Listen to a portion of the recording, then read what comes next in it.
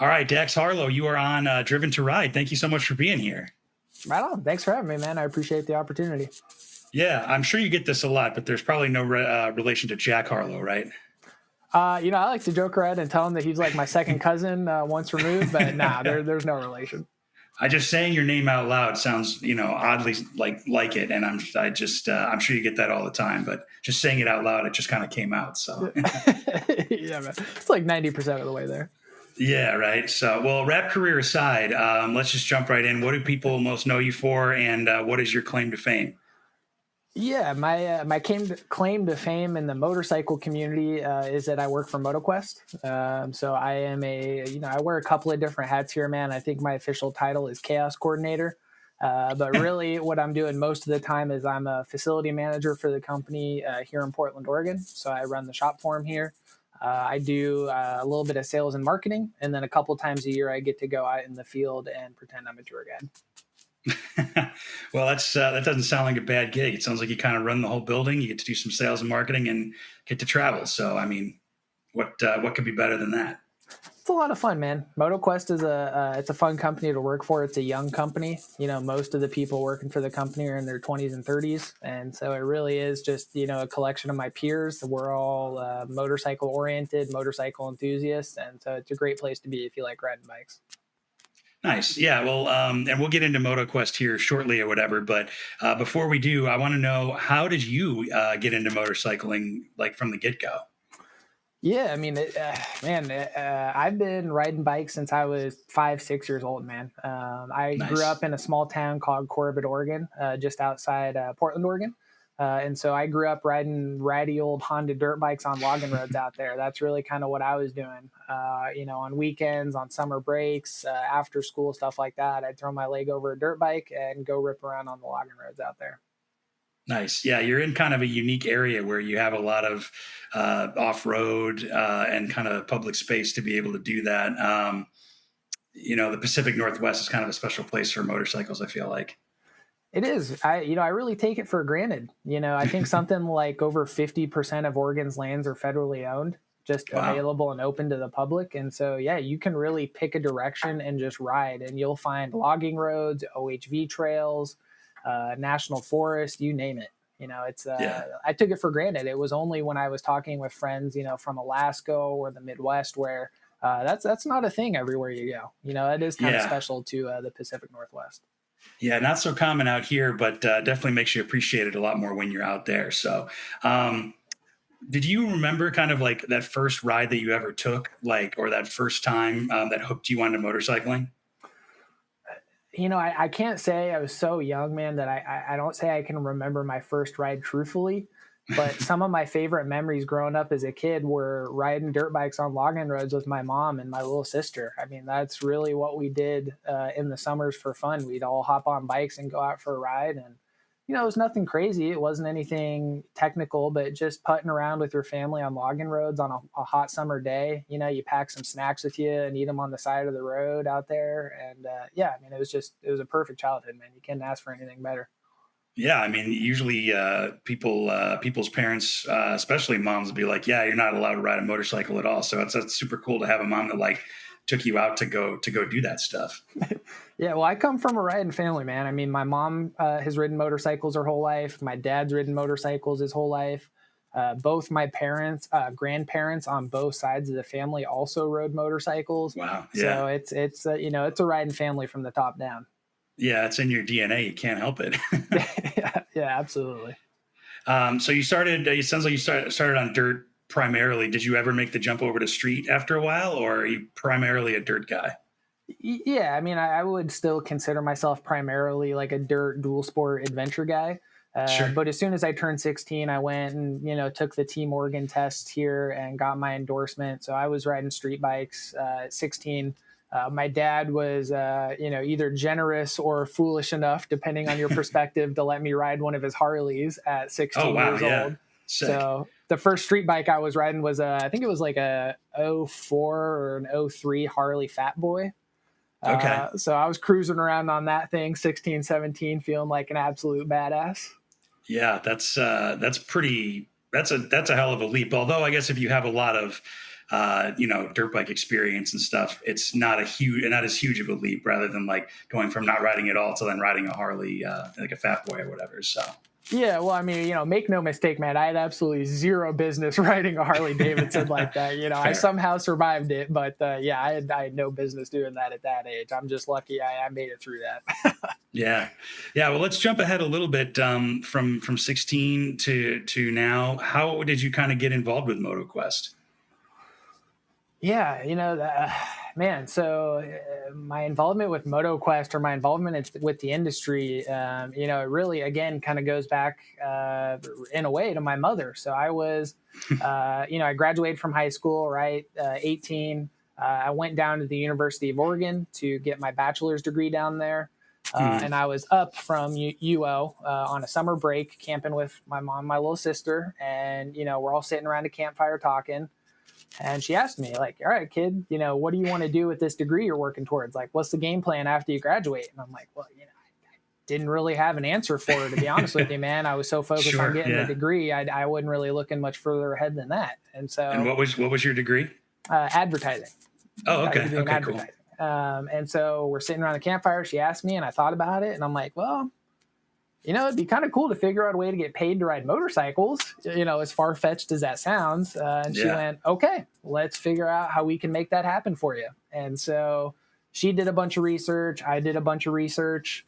I figured out motorcycle touring was a thing. I figured out motorcycle touring companies existed. I just stumbled across MotoQuest's website by dumb luck. Did a little bit of digging around there. I saw that they had a shop in Portland, Oregon. Like, what are the odds? Man. They're in my hometown. Yeah, they're in your backyard. Incredible. So I went down to the shop, printed out my resume, brushed it up, went down to the shop, and I talked with the manager at the time. It was a Romanian guy named Ovi, and said, hey, can I work for you? Please give me a job, man. I'll do whatever. I'll sweep the floors. Yeah. I'll clean the toilets, like whatever you want me to do. Just let me work for you, please. And he's kind of like hemming and hawing about it. And he goes, well, I don't know if I have anything for you right now. Come back later. I said, okay, no problem. And so for the remaining 2 years of my education at UO, whenever I was back up in Portland on break, right, winter break, spring break, summer break, I'd show back up with a resume and bug them and say, hey, man, you got anything for me yet? Yeah. Nah, come back in a couple months. And I would. And I had to do that for about 2.5 years before he finally called me 2 days after Christmas, December 27th. And he said, he called me up, said, hey, Dax, I think it's your lucky day, man. Come down. I got a job for you. Nice. And so that's what I did. I showed up and I was low man on the totem pole, right? I was doing everything he didn't want to do. So sweeping the floors, cleaning the bathroom, all that kind of good stuff, man. And worked my way up from there. Yeah. And how many years have you been there now? I want to say I've been here like 4.5, 5 years now, something like that. Okay, nice. Well, congratulations on your persistence paying off, man. That's impressive. Yeah. Thanks, man. I just really wanted to get paid to ride motorcycles. That's really what it was at the end of the day. I wanted to make it work. Yeah. And you're making it work. So just while we're on the subject, I mean, have you had anybody come to you for advice or tips on how to get into the motorcycle industry? I mean, obviously you kind of like brute forced your way in, but now that you've been in it for a while, do you have any kind of like advice or tips for people? Just get a job anywhere you can in the industry, even if it's something, right. When I was, again, waiting for a job at MotoQuest, I got a job at the local Harley Davidson dealership. Right. And I was doing sales there. Right. And I'm not really a Harley guy. I didn't really connect with the clientele. I didn't really particularly care for the sales at that dealership. Sure. But it was just anything to be in a motorcycle shop, being around bikes, soaking up as much of it as I could. So that would be my advice, man. Just get your foot in the door anywhere you can, get some of that experience on a resume, and that will eventually open up doors, right? You'll meet people at that job that are maybe connected in other parts of the industry. You'll make connections. You'll gain experience. I think that's a good way to do it. Yeah, for sure. I totally agree. Because it seems like, I mean, the motorcycle industry isn't that big of an industry. It's not like hundreds of thousands of people or anything. I mean, everybody seems to kind of know everybody. I'm sure you've experienced that.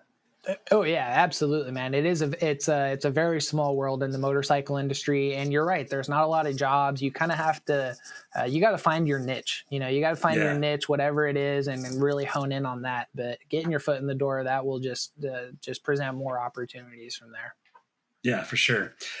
So you had said that you've done a lot of like trail riding and day riding and stuff like that before you got it with MotoQuest. Did you do a lot of like traveling and touring and maybe multi-day trips on motorcycles before joining MotoQuest? Yeah, I had done a handful. Yeah, I'm not like a huge, cross country long distance rider necessarily. sure. I've done a week all around Oregon. I've done plenty of, 3-4 night rides around the Pacific Northwest, ridden down the Pacific Coast Highway, down to LA, stuff like that. Nothing, anything too crazy. Yeah. Yeah, I'm sure after joining MotoQuest, you've done a couple of things, a couple of crazy tours. Which let's jump right into this kind of section. How do you guys even like come up with the tour routes? I mean, obviously you do on road and off road, but like, do you just go out and find like things that you think are cool, or do you have like two destinations and find a cool way between it? Like, what's the strategy kind of behind it?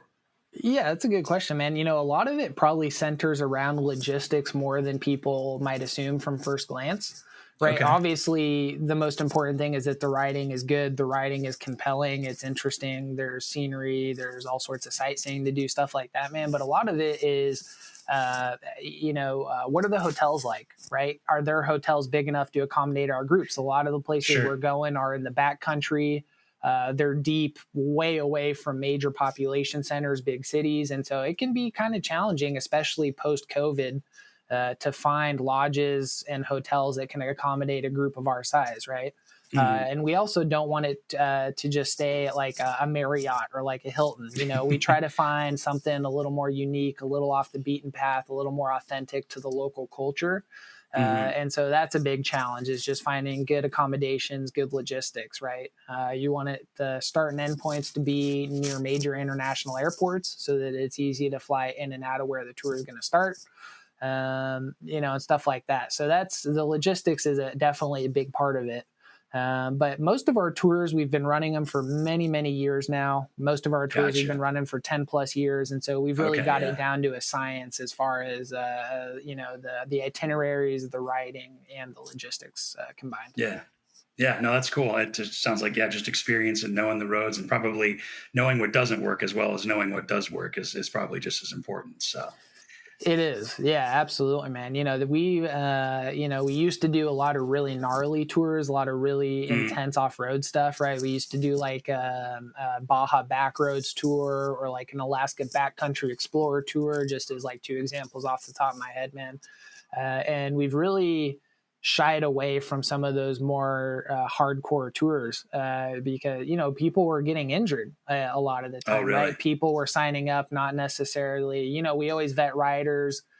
We always hop on a phone call with them Mm. and explain the tour, kind of feel them out and what their riding experience is. But Yeah. ultimately, there's always a guy that thinks he's a better rider than he is, signs up for the tour, and he doesn't realize his limitations of riding until he's 100 miles off road in Baja, right? And then he breaks his Yikes. ankle or he pops a rib or whatever it is. And so, we've backed away from that quite a bit now.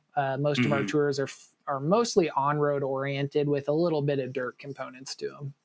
Nice. Yeah, I've been not on a tour, but with friends and a group of people who were some serious off-road types in Boise, Idaho. I've been humbled by off-road and ATV people as a basically a long-time exclusive street rider. I was humbled pretty good, so I can appreciate the challenge of a hardcore ride. But I just realized I got ahead of myself here, and we didn't even talk about what MotoQuest is. So can you give me the quick and dirty on what you guys do, because you do more than tours, obviously. But for somebody who's never heard of MotoQuest, what are you guys all about? Yeah, I'll give you kind of the 30-second elevator pitch of MotoQuest, man. MotoQuest is a 27-year-old motorcycle rental and touring company. We're based out of Anchorage, Alaska. That's where the company was founded. Nice. And so we have a shop in Anchorage. We have a shop in Portland, Oregon that I run for the company, and then a shop in Long Beach, California. So we got 3 locations, all on the west coast of the United States. Out of those locations, we do motorcycle rentals, as you said. We have a fleet of about 100 late model B&Ws, GSs, so 750 GS, 850 GSs, and then the big 1250s, 1300s. that we are more than happy to rent to you. And then in addition to the rental component of our business, we also do fully guided, supported motorcycle tours in, I believe it's 28 or 29 countries all over the world. Wow. So basically, if you want to go somewhere, you guys got it covered. Pretty much, man. We have a pretty extensive catalog of tours that we do. So we're, obviously we're very strong in North America where we're headquartered at, right? Like we pretty much, we got the lockdown on the Alaska stuff, stuff in the continental United States, and then Baja. I would say we're pretty strong in South America. We do quite a bit down there. And then Japan is another one of our specialties that we do really well. Nice, man. Yeah, that's, you've named a couple of bucket list places that I've always wanted to go. So, everything from, I mean, it's kind of funny thing internationally, something as simple as maybe the Pacific Coast Highway and something as exotic as Japan. I mean, those sound like super cool places to ride a motorcycle. I mean, even just traveling to those places would be super cool, but to do it on a motorcycle, I think it would make it that much cooler, It is, man. It really is. I think people sleep on a lot of the offerings in America for the more exotic stuff, right? And there's nothing wrong with that. Japan is exotic, or India or Mongolia. That stuff's all super cool, but there's plenty of good riding in our own backyard to be done. Like you said, Pacific Coast Highway is it's world class. Riding up to Alaska is another one that a lot of people want to do, right? Going from Portland to Anchorage is phenomenal. Going up to Prudhoe Bay even. There's no shortage of good riding in the United States. You don't have to leave the country to do something fun and adventurous. Yeah, for sure. So what kind of goes into your job a little bit about like running the shop for the most part? I mean, obviously I imagine you probably still got to pick up a broom or clean a bathroom every once in a while, but you're managing a fleet of bikes, you're meeting a ton of awesome people. Like what does kind of your average day look like, if there even is one? Yeah, I mean that's I don't know that there is an average day, and that is one of my favorite things about the job, right? Every day is a little bit different. Every day has its own challenges. It's a lot of customer service work, and it's a lot of really fun customer service work, in my opinion, right? Like when I was going through college, I was doing retail jobs, or I was a server at a restaurant or whatever. That's not particularly fun customer service. You're really kind of just slogging through it. What I'm doing here is fun customer service, right? When people come into the shop, we're helping facilitate a fun motorcycle vacation for them. And so generally people are really, really cool. They're motorcycle people. They can speak bike with you, which is always fun, right? If you're a real motorcyclist and someone's not and you're speaking to them, you can suss that out pretty quick. So, it's fun. I'm getting paid to hang out with motorcyclists, help facilitate fun motorcycle vacations, walking them through the bikes and the motorcycles, making sure everything's ready for their trip. You do a lot of route planning with people, right? Because you can spend all day looking at a GPS and Google Maps or whatever, but at the end of the day, you want a local guy who has local knowledge of the roads to point you in the right direction. So it's a lot of that kind of stuff. And then, like you said, cleaning the shop, sweeping the floors, all that stuff too. Yeah. How big of a team do you work with over there? Yeah, so the team that I'm working with right now, man, like I said, it's seasonal. It fluctuates up or down with the seasons. But right now I have one customer service guy for the front of the house. I have one technician for the back of the house. I have Sarah Schilke working, helping me with the marketing and advertising, and then myself. Nice. Yeah, so you keep it pretty lean, but it's got to be a cool group of people. Yeah, we all work really well together. We all enjoy each other's company, I think. We work really well together, man. I got just an absolute wizard of a technician in the back of the house. He is probably the most mechanically gifted dude I know. So he's just an absolute wizard with a wrench. And then my guy, trainer up front, same thing, man. He's great with customers, great with the paperwork side of stuff. And so, we're a very tight-knit team here. So you talked to... I'm sorry? I feel very proud of my guys and the team that we've got here in Portland, man. We're really rocking and rolling here. Yeah, that's super cool. You mentioned when you talk to people about like signing up for tours and renting and stuff like that, you can kind of suss out whether or not they ride. How do you kind of go about vetting whether or not somebody is going to be not a problem, maybe somebody to keep an eye on, maybe wouldn't be renting to? Yeah, that's a good question, man. I think you just start with just asking them point blank, what's your riding experience, and Mm-hmm. see what they say, right? That will tell you a lot right there. But generally, I tend to worry about the guys that are confident, right? The guys that show up and they're like, yeah, no problem. I'm going to ride to Alaska in 5 days. I got this, and they just kind of hop on and peel off. That's usually the guy you got to worry about. It's the Interesting. guy that is a little bit cautious, asking the right questions, a little reserved about the trip. That's usually the guy that's going to be okay, right? Because again, he understands his limitations. He recognizes the journey or the task ahead of him. And so that's always kind of my tell. And then also body language is a huge thing too, right? When you get through with the paperwork, you walk them out to the bike, just Mm-hmm. seeing their body language as they're moving around the bike, as they're grabbing the handlebars, taking it off the center stand. That's also a huge tell. Interesting.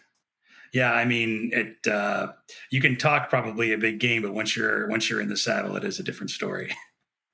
Absolutely, man, and even just seeing them move around a parking lot too, right? Oh, Like okay. I also am a team Oregon instructor, so I teach like the MSF classes, the Oh, cool. endorsement classes here in Oregon, Yeah. and I always tell my students, man, that anybody can get on a crotch rocket and do like 100 miles an hour in a straight line, right? That Yeah. is not particularly impressive. That doesn't necessarily display skill.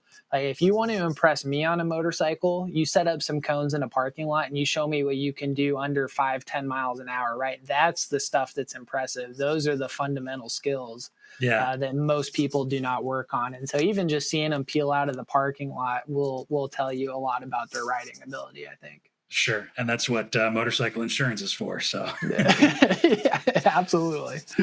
so tell me a little bit about being an instructor with Team Oregon. That's got to be pretty fun. How long have you been doing that? Yeah, I've been doing that for about the same time I've been with MotoQuest. I think about 4 years now. Hmm. And so, are you doing like a beginner, intermediate, advanced, kind of a smattering of everything? I teach just strictly the beginner classes. So the basic introductory class, they assume that you have no motorcycling experience. So it's Hmm. really designed for somebody that's never ridden a bike to get them up to speed and get them proficient to the point that they have a motorcycle endorsement and they have the skills that they need to ride on the street. Nice. Are you involved with like, is that connected with the Motorcycle Safety Foundation at all? Or are you guys kind of your own thing? We are our own thing. So Okay. there's a little bit of lore and mythology surrounding all of that within Team Oregon. My Okay. understanding is that we split from MSF probably about 25, 30 years ago at this point. Hmm. So I think in like the late 90s, early 2000s, we split off, developed our own curriculum. It's very heavily based on the MSF stuff, as I Sure. think most curriculums are, but it is our own little twist on it. Sure. Yeah. And I mean, it makes sense. Again, going back to kind of like the public lands and the off road and the ORV stuff that you guys have, it makes sense to almost have something that's a little more tailored probably to that set as opposed to like being outside of Chicago where there's like 9 million people. So, Yeah, it's not a one size fits all situation by any means. yeah. Yeah. So talking about going back to the people that kind of come in and do these tours, I mean, do you have like a typical person that comes in, or is it like the younger, older American, maybe from all over the world? What's kind of your bread and butter for people? Yeah, I don't know that there's like a particular nationality that we work with a ton. Obviously, I Hmm. think most of the guys are probably Americans just because they're in their own backyard. Sure. But our tours are, they are all inclusive, right? So Oh, we cool. take Yeah. care of everything for you. Because of that, the price point is fairly high. And so typically what you see is that a lot of our clientele are older, they're retired, they have quite a bit of disposable income. And so that's usually what we're seeing are, 50s, 60s, even some early 70-year-olds on our tours. That's pretty cool, though. I mean, to be 70 in your 70s and still riding, I'd take it. Oh man, we've had guys like in their 80s go on tours with us, man, and they're not slowing anybody down. They're keeping up. Some of those guys, you throw them on a bike, man, you'd be surprised. Yeah, yeah, that's super awesome. So let's talk about kind of the all inclusive part of it. I mean, so when you sign up for a MotoQuest tour, really, you don't have to worry about anything. So we take care of all the big ticket items that you would want, right? So We take care of your motorcycle rental, of course, wherever you're at. We take care of all the insurances and paperwork you need, including border crossing stuff. We provide global rescue. So it's a medical evacuation service in case anything happens, God forbid you have a serious accident. We'll make sure you get out of country back to the United States as quickly as possible, get you good medical care. We really, the only thing that you are responsible for as a rider on one of our tours is getting yourself to the destination, your food and your fuel. Right. And we exclude those for very specific reasons. Primarily is that everybody consumes differently. Right. If you include your food in the tour, then you have to assume that everybody's going to buy steak and lobster at every dinner and bake that into the price. Right. And then so the guy who's vegetarian and eating a salad every meal is paying for the dude that's eating the steak and lobster. So we've separated that so that everybody, can consume differently and there's no hard feelings there. And then same thing with the fuel. Okay. Cause I was doing a little bit of reading about it where, like, even on a fully guided tour, you can still kind of either have like a free day or go do your own thing. You're not like in a group the entire time. It's not completely rigid, right? Is that correct? Yeah, absolutely. So we always bake in a free day, usually at about midway point through the tour. And the free days, it's exactly what it sounds like. So it's a free. So, just as an example, I've been guiding quite a bit of our American Southwest tour. So the American Southwest tour, we get a free day in Moab. Nice. You have a down day, and so it's up to you. If you want to just kind of hang out and explore Moab by yourself, you're more than welcome to do so. Typically, what will happen is I will go out on the free day and go for a ride, kind of an extracurricular ride, and anybody who wants to come with me is more than welcome. And that is when we usually will get in some of our dirt riding. We'll take them out and take them up the Schaefer Trail out of Moab, hit a little bit of dirt, and kind of satisfy that itch for those guys that want to do that. Or you can kind of hang out and just relax in the jacuzzi at the hotel or whatever you want to do. Yeah, not a bad way to do it. Talking about the routes a little bit, I mean, not to get too specific, but is it a mix of like interstates and state roads, or is it kind of all local? Like, do you guys, or just like pick the best roads you can, no matter what they are? Yeah, we mostly pick the best roads that we can, no matter where you are. Now, some of these places, particularly in the West, American Southwest, there isn't always a huge amount of roads to choose from. So sometimes it's unavoidable. You need to do a 20 or 30-minute stint on the interstate just to get wherever you're going, right? But as much as possible, we're taking side roads, we're taking back roads, and you probably never would have taken otherwise unless you were on this tour or a motorcyclist kind of specifically looking for those. Yeah.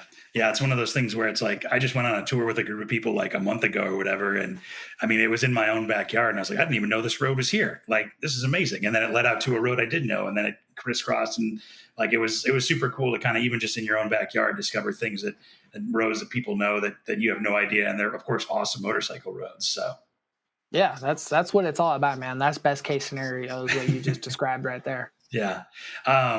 So tell me a little bit about your American Southwest tour. That sounds kind of fun. I mean, Moab is obviously super cool. And, I think most people know I've spent a little bit of time in the West. So what's that tour that you lead? Yeah, I think it's fun for a number of different reasons. One of which is that it's very different for me on just a personal level, right? I grew up in the Pacific Northwest, right? I grew up in the mountains. I grew up in the rainforest. And so going to the American Southwest in that desert climate is just a completely different world from what I'm used to. And it's fun, man. It's really cool to see somewhere new and somewhere different like that. So that particular tour, it's in and out of Las Vegas. So, right, nice big major international airport, makes it easy to fly in and out of. You can get cheap flights there. And I want to say it's 11 or 10, 11, 12 days altogether, something like that. And we just do a big loop through the American Southwest. We do a little bit of Arizona, hitting the Route 66 stuff, getting that old school Americana vibe in. Sure. We go up through Grand Canyon National Park. We do a little bit of Colorado, hit Four Corners Monument. But the bulk of that tour, and in my opinion, the best parts of that tour are in southern Utah. Southern Utah is one of those things where, like, if you know, it is one of the most incredible spots I think in the world. It's just nothing compares to it, man. The Red Rocks there, all of the national parks that you got going on. I want to say we hit 6 or 7 national parks on that trip. Wow. And that's not including the national monuments, the national forests, and all the other stuff that's included with that. Yeah. Do you get a lot of two up riders? Yeah, absolutely, man. We definitely get two up riders. We get, couples that are riding their own bikes. We get a lot of two up riders that we're happy to accommodate them. We get people that ride trikes on our tours. Oh, okay. They want to bring their own trike. We've, had customers that have brought like their Honda Goldwing trikes before Sure, that they converted. I mean, you see all sorts of things. So you can bring your own bike and just go on the tour that way too, it sounds like. Yeah, absolutely. If you want to bring your own bike and, if you're in the Southwest area and it's not that much of an inconvenience for you, you can absolutely bring your own bike and that'll shave a little bit off the cost of the tour. Nice. Yeah. And I know that people, whether or not they're on a tour, like if they're going Route 66 or something, or they're doing one way, they'll ship them their motorcycle somewhere and then ride it back home or something so they don't have to ride all the way out there and out all the way back. So that'd be super cool to do. Yeah, absolutely. It's a good option, man. The only thing that we like to tell people when they do that is our support vehicles that we bring on tour. All of the tires, all of the tools are catered to our own bikes, BMWs. So you are more than welcome to bring your own bike, just with the understanding that if something mechanically goes wrong, our toolkits are tailored to BMWs. We might not necessarily be able to fix your bike as thoroughly as we would as if it was a Beamer. Right. Yeah. So speaking of those, I mean, obviously. I'm sorry, go ahead, man. Oh, no. I was just going to say, going off that, obviously they're fantastic motorcycles and they've proven themselves all over the world. But what made you guys land on going BMW only? Yeah, experience really is what it was. Since MotoQuest inception, I think, we started with KLR 650s, right? Nothing wrong with those. Absolute tanks of a bike, great motorcycles. But we've rented KLRs, we've rented Harley Davidsons and Indians. We tried to do the cruiser thing for a while. We've rented Beamers, pretty much anything under the sun that you can imagine. We've tried to rent at one point or another. And really what we settled on BMWs for a number of reasons. First of which is just they're reliable, they're solid bikes, right? They're very solid motorcycles.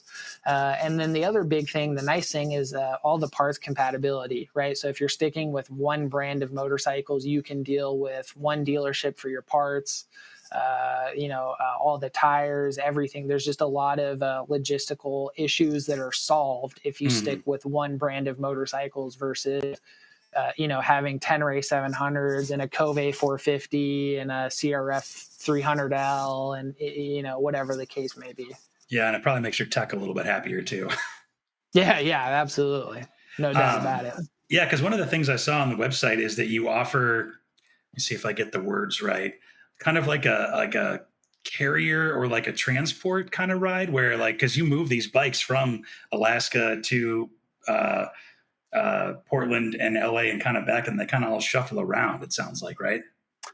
Yeah, absolutely, man. So that's a big part of our business is every year we have a big migration. We migrate almost our entire fleet of motorcycles. So kind of the annual schedule that we adhere to is the bikes live in Long Beach, LA for the winter, right? And out of there, we run American Southwest in the winter. We run Southern California and then Baja, right? When spring comes around, we migrate everything north to Portland in the spring. We service the bikes, wash them, get them ready, make sure they're outfitted for the season, and then we send them up to Alaska.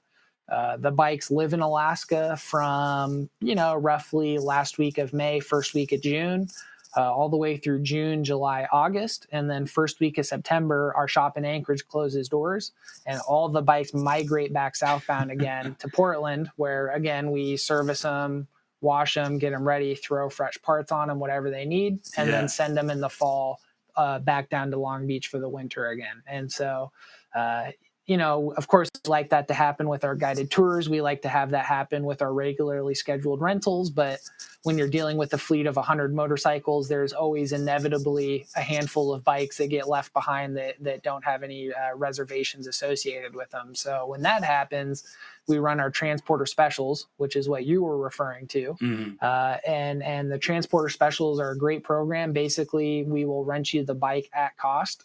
So we are just asking you to basically just pay the insurance on the motorcycle for us while you're riding it. Sure. And we'll give you 14 days, 10 days, whatever it is, to ride it from one way, from Anchorage to Portland, Portland to Long Beach, Long Beach to Portland, whatever the case is. Yeah, that's not bad, man. That'd be really cool to do kind of your own ride your own ride to up or down or whatever way you wanted to do it. It's a great opportunity for our customers. The caveat, right? There's no free lunch. There's always a caveat with something like that. The caveat is that we typically don't know that we need transporters until about a month beforehand, right? Gotcha. So it's not a great option if you are, planning like an epic Alaska ride, and you're planning it 6 months out and you've got all your hotels booked in advance and it's all laid out in front of you. Maybe not a good option, right? Because then the transporters aren't up until like a month beforehand. Maybe you get one, maybe you don't. Yeah. Right. But if you are retired, you have a lot of flexibility in your schedule, a lot of availability, and you can kind of just at the drop of a hat, on a whim, do an Alaska ride, then it's a great choice for you. Yeah. Let's talk about that Alaska ride a little bit. How long does it take to get from Portland to Alaska? Yeah, I mean, that's, you asked kind of what my day-to-day is, man. A big part of my job is just telling people how far away Alaska actually is, right? Right, people do not conceptually understand how big North America is and how far away Alaska is. So if you ride from Portland to Anchorage without any side stops, without any side roads or any kind of extracurricular rides, it's 2,500 miles, right? So just you're casually talking across the country almost, yeah. Yeah, exactly. It's damn near what it is, coast to coast, right? So, you're talking, if you ask me, I would tell you that the minimum you would want to do is 10 days. Wow, probably more like about 2 weeks if you really wanted to take your time and do some side roads, do some side exploring, and really soak it up. So 10 days to 2 weeks is that's about right in my mind. Yeah, that's no joke, man. I mean, it's because even Alaska, what I think is it's just as big or bigger than Texas or something, or the second and third biggest states, or the biggest and second biggest states or something. So it's hard to comprehend. Alaska is 2.5 times bigger than the state of Texas. Yeah. Okay. It's massive. Yeah, that's insane. And do you guys do tours that go all the way up? You said to Prudhoe Bay, I think, right? Is that all the way north? That is. So Prudhoe Bay is the northernmost point you can reach in the state of Alaska. And that is, a big part of our business. We do at least 2 Prudhoe Bay tours a year because the demand is so high, going up the Dalton Highway and back. That's one of our bread and butter tours that we do. Yeah, nice. Have you been able to go on that tour? You know what? I have not, man. To be honest with you, I don't have a huge desire to. Oh, really? Prudhoe Bay is cool. If it's if the bragging rights are important to you, right, to say that you made it to the northernmost point, you can kind of check it off your list. Then that's cool. There's nothing wrong with that. That's not particularly important to me. And to be honest, man, the ride isn't great. Oh, really? You ride the Dalton Highway. Once you get over what's called the Brooks Mountain Range up there, you're into the Alaskan tundra.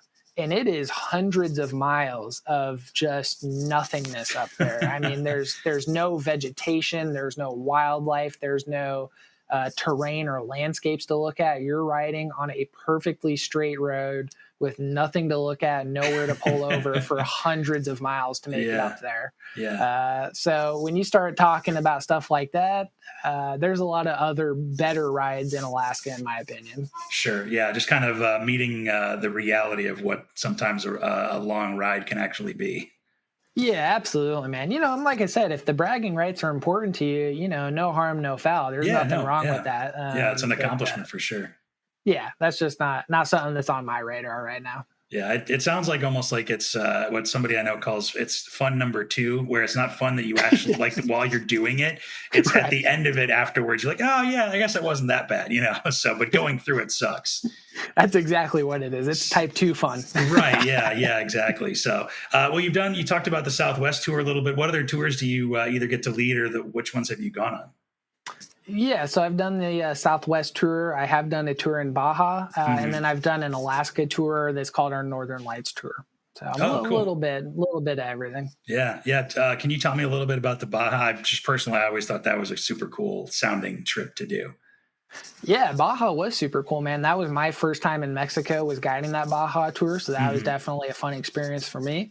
The Baja tour that I did was called our Best of Baja Northbound tour. And the cool thing about that is you get to ride the entire length of the peninsula. So that tour starts in San Jose del Cabo at the bottom, and you go all the way north, ending in Long Beach, California. Nice. So you ride up, yeah.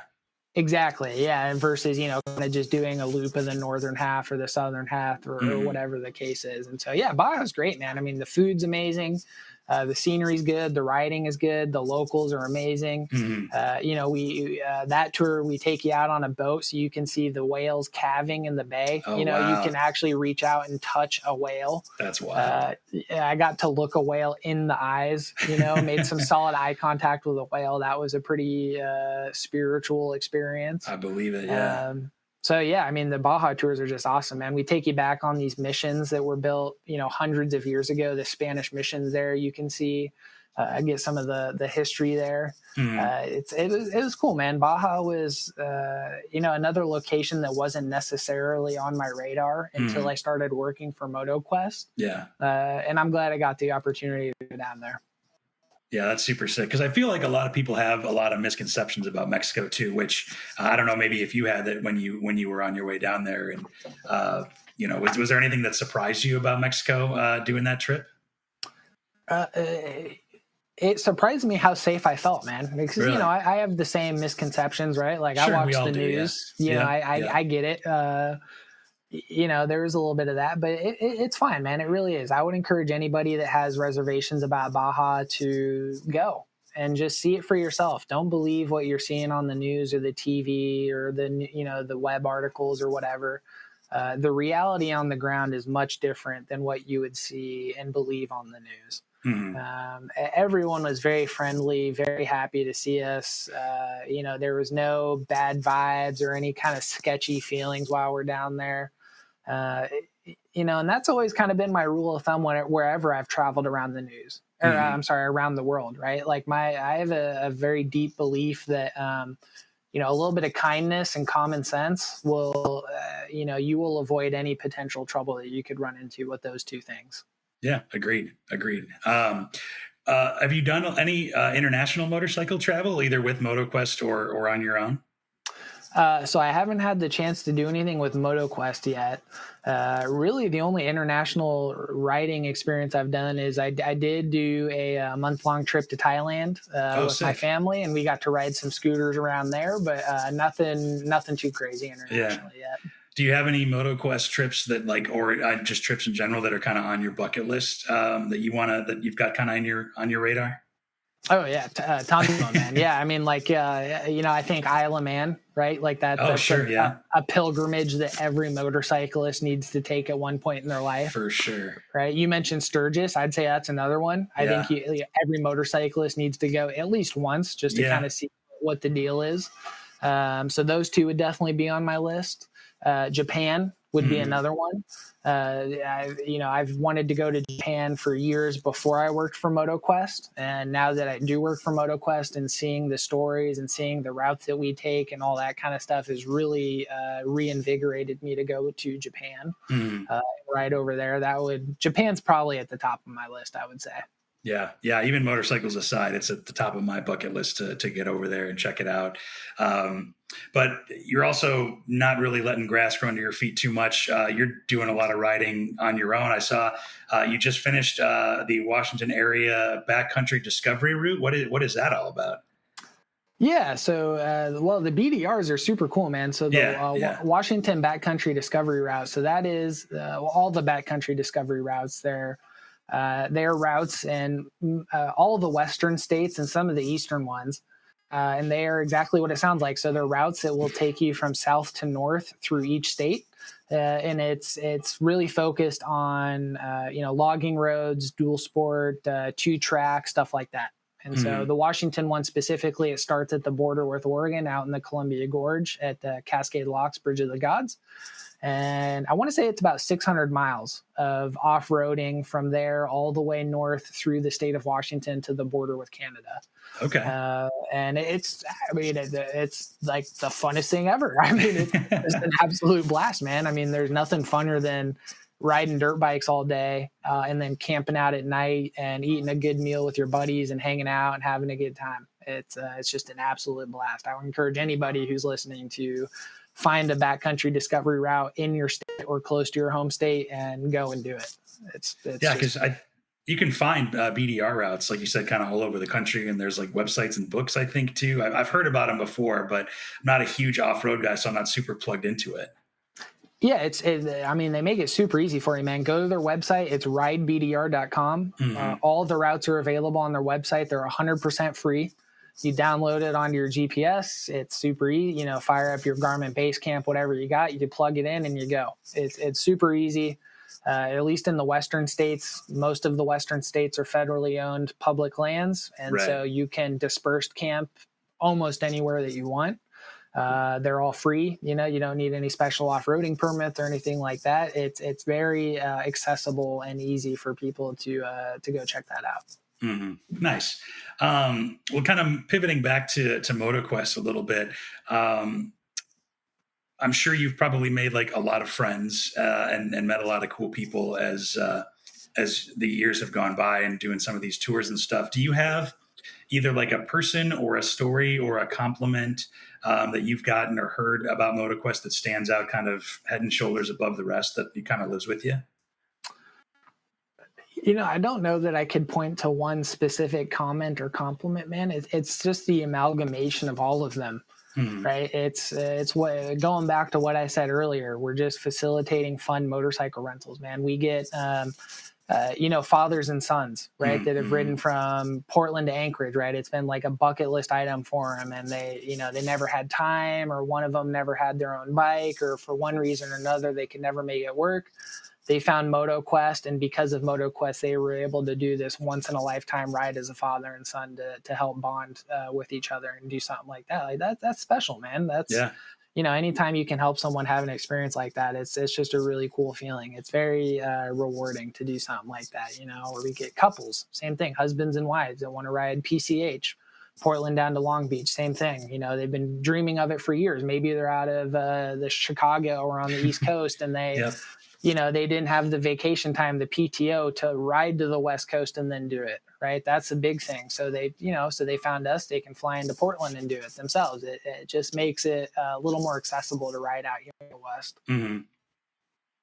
Yeah, for sure. I mean, I remember, I've only been on PCH once, and this was like 5 or 6 years ago or whatever. And I remember how cool it was. And then it was down in California in Orange County. And I was like, man, it would be super cool to ride either all the way up to the start of it or like from Portland all the way down to Orange County or something. So that's definitely on my list too. So may have to hit you up about that. But so I kind of wrap it all up. I mean, you've been riding your whole life. You're working in the motorcycle industry. You're getting paid to help people take these awesome trips. After all this time, what is it about motorcycles that still does it for you?